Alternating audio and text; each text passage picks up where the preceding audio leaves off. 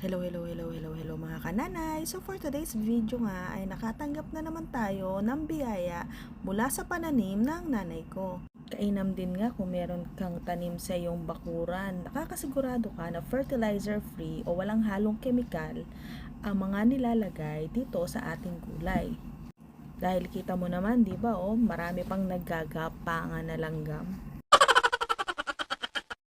Naisipan ko nga isahog ito para sa lulutuin natin ngayon na miswa.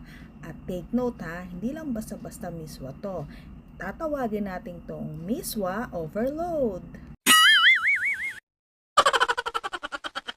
Unahin na nga muna natin magkisa ng sibuyas, sunod naman natin ang bawang at papulahin lamang natin ang mga ito. Sabay na rin natin sa paggisa ang paglalagay ng patis. Sumunod naman ay kamatis at isunod na rin natin ang ginayat-gayat nating celery. Maglagay din tayo ng tubig at isabay na natin sa pagpapakulo itong ating siomay. Itong siomay naman ay nabili ko lang sa palengke. Siguro mga 15 pieces ang laman niya. At pagkatapos naman ay nilagyan ko ng pampalasang paminta at vetchin. Nilagyan ko rin siya ng dashi powder o kaya parang beef cubes dito sa atin. Wala lang, pampadagdag lasa na rin. Para habang kumukulo ay magsasanib puwersa na mga nilagay nating mga pampalasa. At inilagay na rin natin tong ating miswa. Bali mga 4 na balot nga pala to na nabili ko rin sa palengke. Haluin lang natin at pakuluan hanggang sa kumulo at mahalo.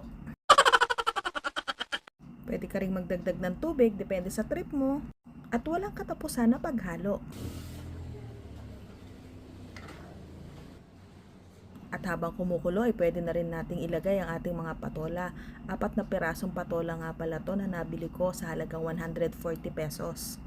Haluin lang din natin ulit ng bahagya at pagkatapos naman ay takpan. Nung maluto na nga ang ating patola ay nilagay ko na ang nagagandahan nating bulaklak ng kalabasa na sinamahan ko pa ng ginayat na onion leeks.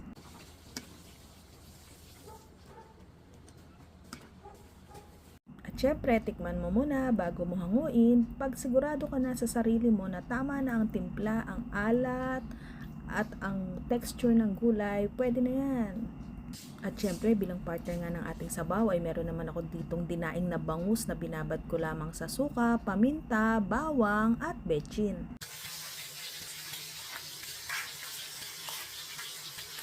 Ayan, at plating time na nga mga kananay. Ilalagay na natin ang ating nilutong miswa na sinahugan natin ng siomay, patola, bulaklak ng kalabasa, onion leeks, celery at kamatis. At syempre, para maging overload talaga ay nilagyan pa natin siya ng nilagang itlog. At ito na nga, luto na rin ang ating piniritong daing na bangus.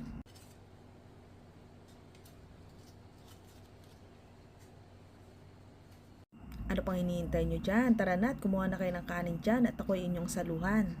Yun lang, maraming salamat sa inyong panonood. Hanggang sa susunod na food trip.